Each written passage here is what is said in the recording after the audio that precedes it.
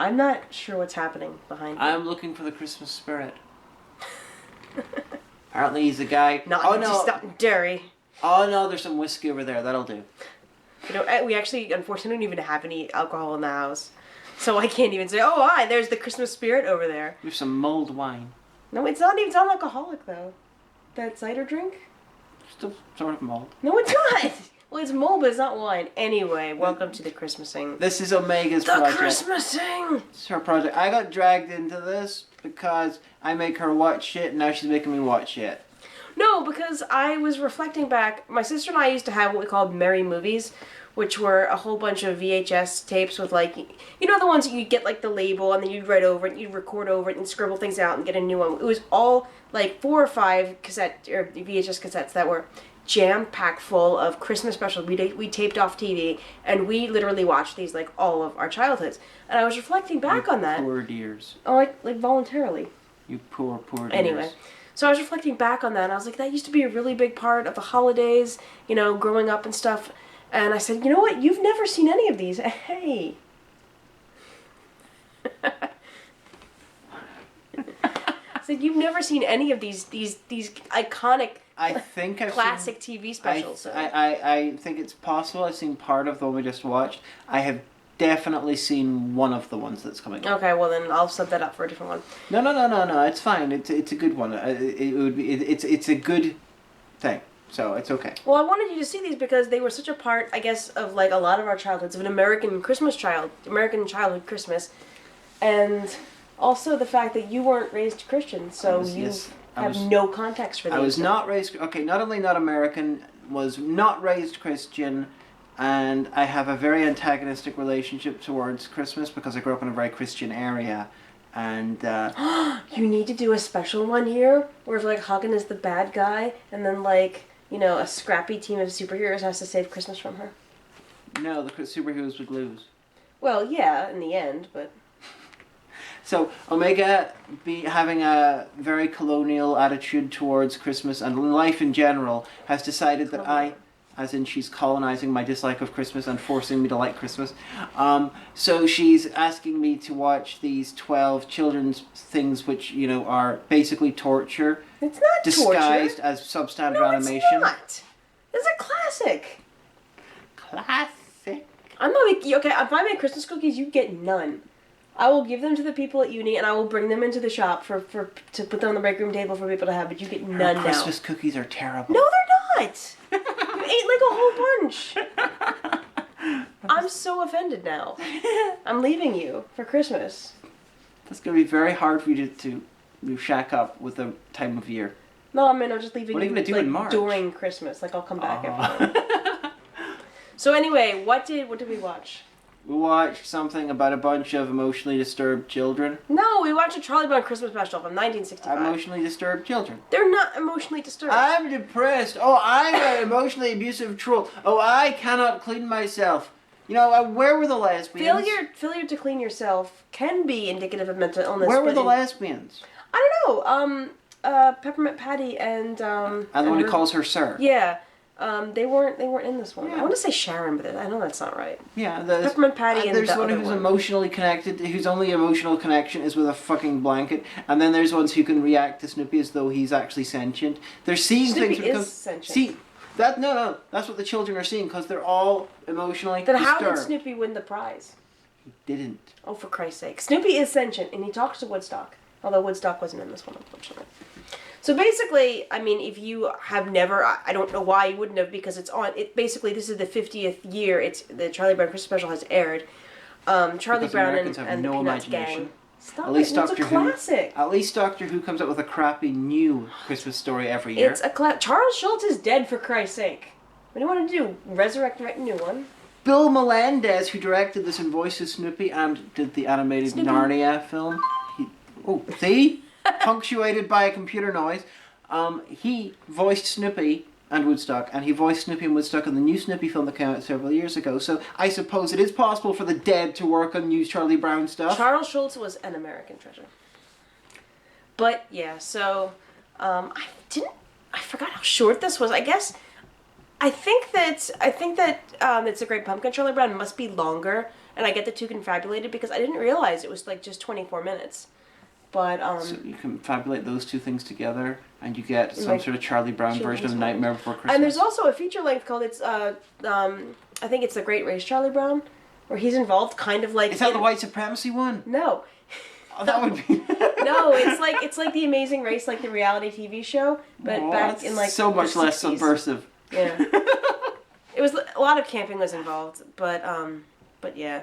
So basically, Charlie Brown is just not feeling the holiday spirit, and he's worried that Christmas is becoming over-commercialized, which I think is something that people have been saying since, for, like, the Bible times, for Christ's sake. Like, because I'm thinking about this, is like, what? This thing we haven't invented yet is so totally commercialized. 50 years ago, and they're like, oh, Christmas is becoming so commercialized. Exactly. Even though capitalism officially as a system would not be invented until Adam Smith in 1800 years, and Christmas is yet to be invented, we in Bible times have declared it over-commercialized. Exactly. No, I just thought that was kind of funny because that's what you hear every year. People are like, oh, Christmas is so over-commercialized as they drink Starbucks coffee from the Starbucks Christmas coffee. Although nowadays it's sort of evolved into the crazy Christians who are saying it's over-commercialized, them complaining about stuff like Santa Claus being removed from Christmas stuff, and they're all saying like as though the Santa Claus commercialized version of Christmas is the real Christmas, and they're getting offended by going back to the less commercialized one. Don't take me wrong, but like the Fox News Times, Christmas can be very secular. I mean, even more so over here than in America sometimes. I have seen people basically complaining about thinking that the real Christmas is the commercialized one that Charlie Brown was complaining about, and they were going to a more simpler type of Christmas, and they were saying that they lost the meaning of Christmas. It was a funny sort of ring thing. Well, apparently for 4 days at the Mall of America, Santa is black, and everyone has lost their goddamn mind over it. Because people are fucking stupid, and they don't realize where Turkey is. Because St. Nicholas. And we actually will watch a special on the life and adventures of Santa Claus. And these motherfuckers complaining about Black Santa Claus. Did they complain about Saving Christmases is death metal version of Santa Claus, who fucking butchers people? Or who fucking kills people in a bar brawl? Sorry, the death metal Santa was Glenn Beck came up with, and that film's not out yet. I want to see that. Oh, right, yeah, that actually looked like a really, like Santa the Barbarian. Yeah, Santa the Viking. I'm like, damn. Awesome. I'll watch that in a way that doesn't give Glenn Beck any money. There was a version of that in the Saving Christmas as well, but not quite as hardcore. Okay. But yeah, so Charlie Brown he gets very depressed around the holidays, as many of us do. And he's just trying to find the meaning of Christmas, and Lucy says, you just need to get involved and have some connectivity with your community, so we're doing a Christmas play, so you should come and be the director. And, like, I'm guessing that they were doing the nativity, but, like, the only scenes you ever see is Schroeder playing the piano, playing the Peanuts theme and everyone dancing. It was just such an example of political correctness that, Schroeder got a reboot recently, as a non-white person, and they called it Todd in the Shadows. It is so bizarre. Political correctness gone mad. I think there is fan art somewhere of I would not Todd be surprised. drawn like Schroeder. But you were like, I don't get this folk Americana stuff. I don't, because you obviously you grew up with it, so you have a very different emotional connection with it. Yeah, but you were saying that you read the comics. Yeah, when I was a small child, my dad had some books of it, and I would occasionally read them. Yeah, so I remembered like some of the characters and stuff, but it's like I do not get it. Like there was bits there that were clearly meant to be some sort of joke. Like what? Like maybe I'll explain. I'll be your humor guide on this journey. For instance, whenever Charlie Brown was talking to the people, he was sort of going from one person to another person, and then one guy just turned up to say a line, which was an entirely functional line. I can't remember what it was, and then Charlie Brown went on as though that was supposed to be funny. Oh, you mean the guy who's, oh, you're a shepherd, and he's like, every year I'm a shepherd. Why don't Yeah, that was entirely functional. There's no joke there. They could have put in you would have gone. It's not a joke, honey. It's not even supposed to be a joke. It's not even character humor. It's basically, you know what it is? It's directly empathizing with the audience, and I will tell you why. Because we've all been there. We've all been there and been co-opted into the nativity play or like the school play about something, and you think, oh, I think this could be cool. I want to be like the hero of the play. I want to like do a thing, and you end up being like the tree. Or the shepherd. But when I was in 5th grade and we put on the award-winning play "Gonna Have an Earth Day," I was I was 1 inch away from being the part of Small Voice, but Daria Pinto, who I'm sure has gone on to have a really awesome adult life, was 1 inch shorter than me.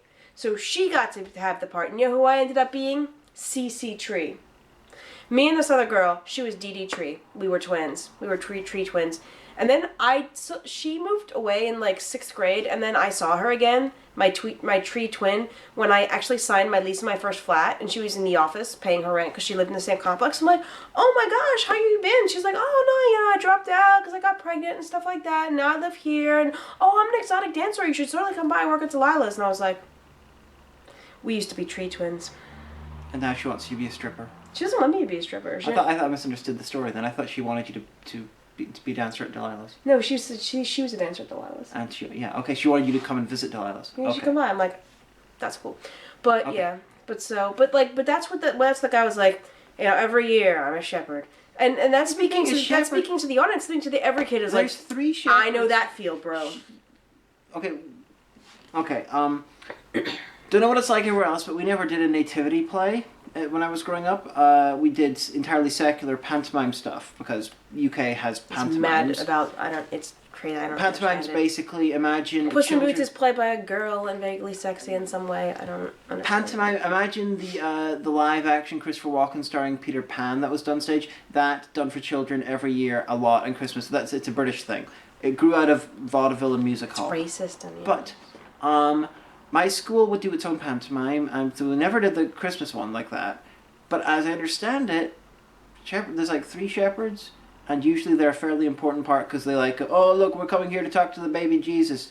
And not as important as the wise men / kings. Well, there can be as many shepherds as you need to accommodate your thing. Yeah, but traditionally in the story there's 3, yeah. So. But, if you have a large class and you can have as many shepherds. Yeah, but surely most of the crap children would be animals. They were apprentice shepherds. Surely most of them would be the animals. Well, it depends on how many kids you have in the class. How many, how big the stage is. Not everybody can be a sheep. I'm just imagining that the hierarchy of... Shepherds would be like, wake up, sheep, there is no God. I'm imagining there's a hierarchy of children's parts, and these things would be animals, shepherds, wise men, Mary and Joseph, the Holy and Angel. Yeah. And then, obviously the best part. But there could be like head angel, and then there could be angelic choir. Again, depending on how many kids you have to accommodate, they can just be the angelic host. Oh, the innkeeper as well. Yeah, the innkeeper and the innkeeper's wife. They would be. And the donkey. Donkey would be an animal, but the innkeeper's wife, either on the shepherd or the wise man. Yeah, they'd have some lines. But yeah. I'm wearing this because of an aborted intro. It's self-destructed. She was being the Virgin Mary, and she was being really religiously offensive before I even introduced the whole entire concept of the series. And I was like, we're starting over. I didn't want you to start it, to tell everyone about it. I was just being starting over. I wanted them to start rumors about what they possibly could have been. It's like, oh my god, did Hagan start talking about defecation porn? That's actually probably the thing they think about. But, I mean... It's Charlie Brown. It's like one of those things that you're like, oh, it's Charlie Brown. It's the music of... No, it's one of those things that you're like that. Rudy George. I can't pronounce his name, but the way famous jazz pianist who does all the music for the Peanuts. But you know how there's a bunch of stuff that I liked when I was a kid, and you're just like baffled by it, or you're just like, okay, that's the thing. You have no emotional connection to it because you didn't see it at the right time or whatever. Mm-hmm. And that's what it's like for me. Like for this, it was just like. Very, very simple story of a depressed kid getting, sort of talking to other kids and... No, he's trying to find not find the meaning of Christmas, but he's trying to reconcile how he feels about the world with how the world is feeling about this holiday.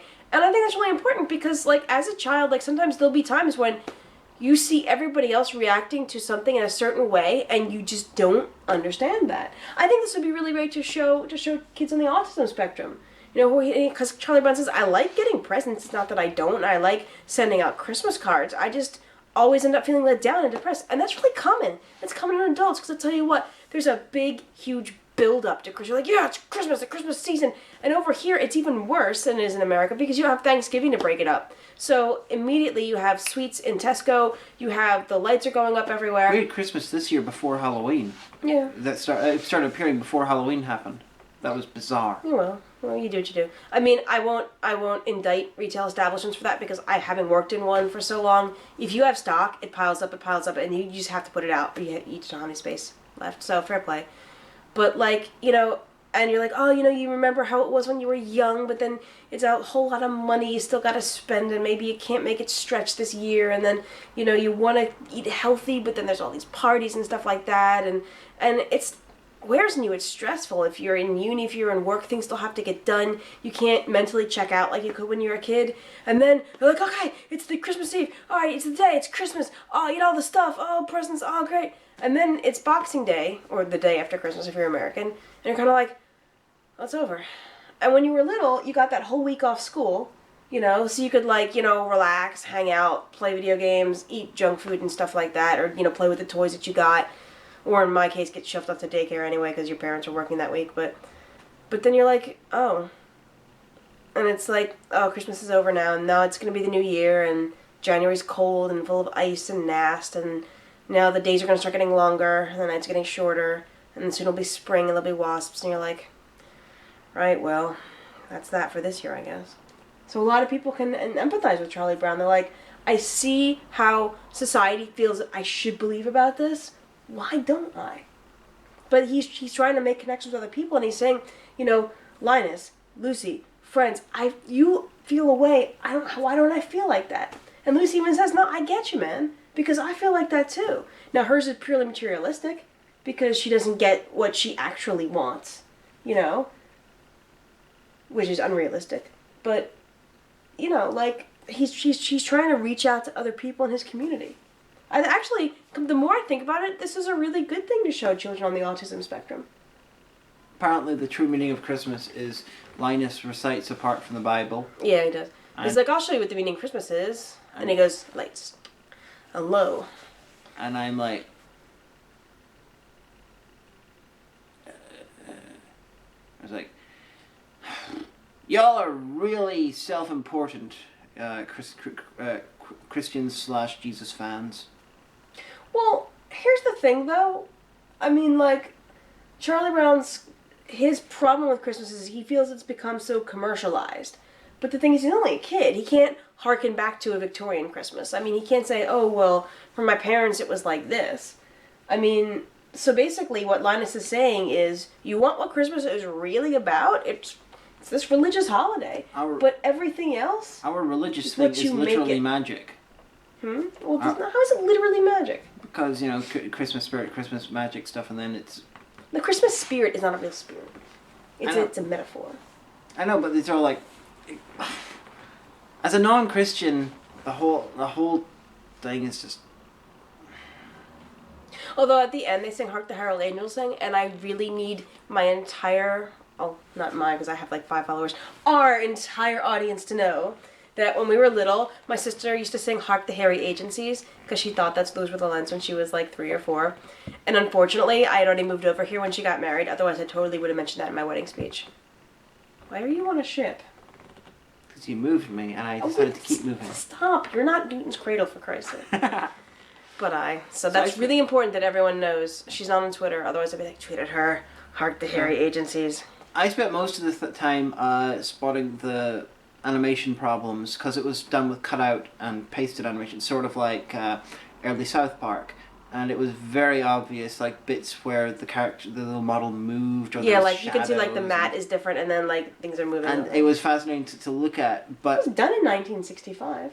Well, yeah, I'm not complaining about the fact that it has technical limitations. What I'm saying is, the version we watched was much better quality than the version that the people would have watched on the TV at the time. Probably. And so we get to see all these technical imperfections that the guys, never saw. So, and the director didn't intend to be seen.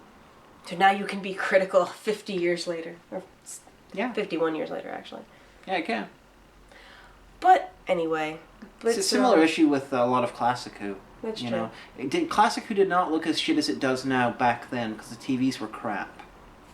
Well, I always empathize a lot with Charlie Brown because he's always being bullied and browbeaten by everybody, and that's how I felt as a child. So I relate, because I know it's going to be me this year on Boxing Day saying, well, everything's fucked politically. You know what someone said, because I'm kind of back on Twitter, recently, and I will like read and I will tweet occasionally, and someone tweeted, "So having Christmas now kind of seems like when your girlfriend's dog wants to play with you, like literally in the middle of your breakup talk." I'm like, yeah.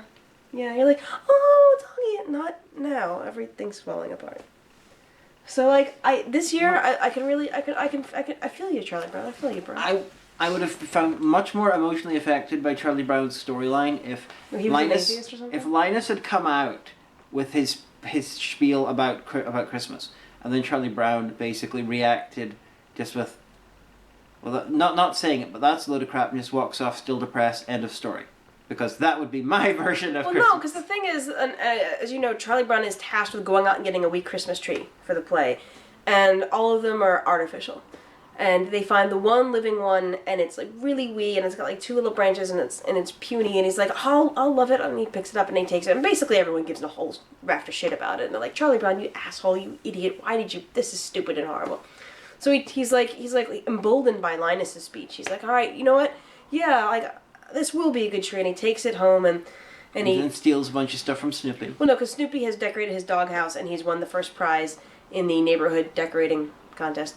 And so he takes one of the Christmas balls, and he puts it on top, and the tree goes, and he goes, I've killed it! I can't do anything right! And he just runs off. And so like the kids had followed him, and they're like, well, it's not such a bad tree, I guess. So they take all this stuff off of Snoopy's house, and they redecorate the tree, and so it becomes like a wee proper Christmas tree.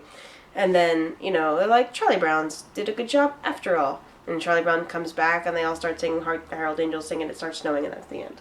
So he does find acceptance. And, you know, they're like... By joining in with everyone else. No, because he said he defied them. He said, no, my wee tree is great. I don't care what the rest of you think. And they were like, you know, it's actually not so bad. You know? I just don't get it. Its cultural contexts are so different. My emotional context, my emotional reaction to the... Would you feel better if they were eating Weetabix in the morning? No. Let's have some bird's custard. Ding. It's... Quickly, grab the Christmas cracker. I'm sorry, I do not like Christmas. So these Christmas crackers are not fun either because nothing decent inside. These Christmas things are going to get it's going to be a continuing theme. If there was Cracker Jacks inside the Christmas crackers, that'd be, you know, Cracker Jacks? Oh, it's nice. It's lovely. So I love Cracker Jacks. I love Moose Munch better. I'm predicting that it's going to be a common theme in this, that I'm going to be baffled / unimpressed. Well, no, because a lot. I'll tell you right now. A lot of them are Bass Rankin or Rankin Bass, however you're supposed to say it. Oh, good, like the Thanksgiving thing. Yeah, but not that many. I mean, we've got a whole bunch more. I don't want to spoil them in advance because we actually filmed these in early December to be released as a 12 Days of Christmas kind of thing. Speaking of the 12 Days of Christmas, one of the years that Hagan came to visit me in America... Oh, sorry, we had a problem with the camera there. Continue. Right, so in my family, we do Christmas, like, we do... I'll get together, the big extended family, for Christmas Eve night, and then she's hiding. And then Christmas night as well. And so when Hagan first came to America, like, one of the years for Christmas, I was like, oh, you have to come to the family thing and do the thing. And one of the things that we ended up doing, it's just become a tradition now in the past probably 15 or so years, is that my mom's cousin, who is has been a kindergarten teacher for decades and decades, organizes a big mass singing of the 12 Days of Christmas, complete with all the motions that she would teach her students. And so my Uncle Joe plays piano really well, so he would all get on, you know, the piano and play it. And then so I was like, oh, I'll get the camera and I'll film all of this, right? And so I said to Hagan, you're in the story now. I said, no, don't worry. We'll be the Lords. I'll ask for the Lords of Leaping, so then we'll have to do it once and give them the look that you gave me. Your hair's in the way. And so I didn't. Okay, stop giving them the look now, because now you're upsetting people.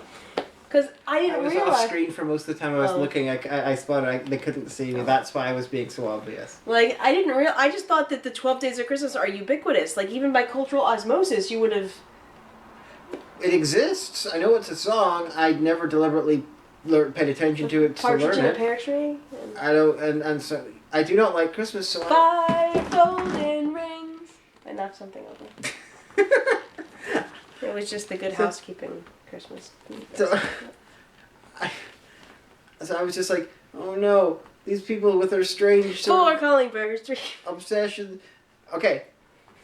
A, I don't do Christmas. B, I'm in another country meeting masses of in-laws and family. C, they're making me do random shit that I don't have any context for. D, I don't know what the fuck's going on. It was a huge social gathering, which I'm not great with to begin with. Unfortunately, now that I'm reflecting back, all of our 3 French hens have since passed away. Because they were my grandmother and my great aunt, and then Miss Morrison, because they were elderly, so they could do the 3 French hens sitting down on the couch. But then so it comes to us, and we're like, 12 lords are leaping, and she's like, 12 lords are leaping. Like, what? 11 puppets, just sing along, just sing along. No one ever told, you didn't explain to me what we were doing, and I was like, oh no, everyone's got like movements and things. I don't know what the fuck's going on. I was up a ladder filming it, so it was alright. It's on Facebook somewhere. I can't show it though, because family members they don't want to be tagged, but yeah, so that's your Christmas. So I guess we'll sign off for now. That's the end of this night. 11 more ghosts will come upon to you this night. Listen to them. I'll rip their nipples off. And you too, you'll know the true meaning of Christmas by the time we're done. As long as none of those ghosts, actually no, make them all like evil TV-faced Ghost of Christmas Future from Scrooge, then we're good. Well, see, you're lucky that it's just TV specials. Because if I had my druthers and we were doing like full-on movies, totally do Muppet Christmas Carol. Muppet Christmas Carol is a substandard Christmas Carol. No, it's Muppet no Christmas... Scrooge and it's no George C. Scott's version. Listen, it was the first thing that the Jim Henson Company did after he died. Wait, so I'm not allowed to think it's substandard just because he wasn't involved? Honey, it was the first time Kermit was voiced by someone else. And that was like an emotional thing for a lot of people, myself included. And it's got Michael Caine in it. Michael Caine, the least convincing Victorian aristocrat of all time, although he was supposed to have come from humble beginnings. But he did not come from working class London humble beginnings. Maybe he was... He should have had a country accent. Maybe he was using a Mockney accent. But no, it's just his accent. Michael Caine can't do another accent. No, I mean like maybe Scrooge was... Why would he pretend to be pulling working a class? Because he's so old, he doesn't care. Admittedly, George C. Scott's one has an American accent, but he's played by Turlough from Doctor Who in the past. Yeah, but it has a really good song. Like, Scrooge's song in the beginning is really good. It's a Muppet movie. I mean, come on, how can it not be good? Muppets have done a lot of films that aren't good. Muppet Treasure Island was like a diamond in the rough. A lot of it. Muppets in Space. Muppets Wizard of Oz. Didn't see them either, actually. Okay, all the stuff that Muppets did back in the day were good. The early Muppet films, Take Manhattan and Muppet Movie and stuff, they were good. Christmas Carol was decent, I'll give you that. The rest of them, piles of shit. Go watch it on YouTube, you guys. So that's been the Christmasing, the first night, the Charlie Brown Christmas. What lies in store tomorrow? Help me! The Holy Spirit alone knows. Remember, kids, if you're going to pray, always wear a condom.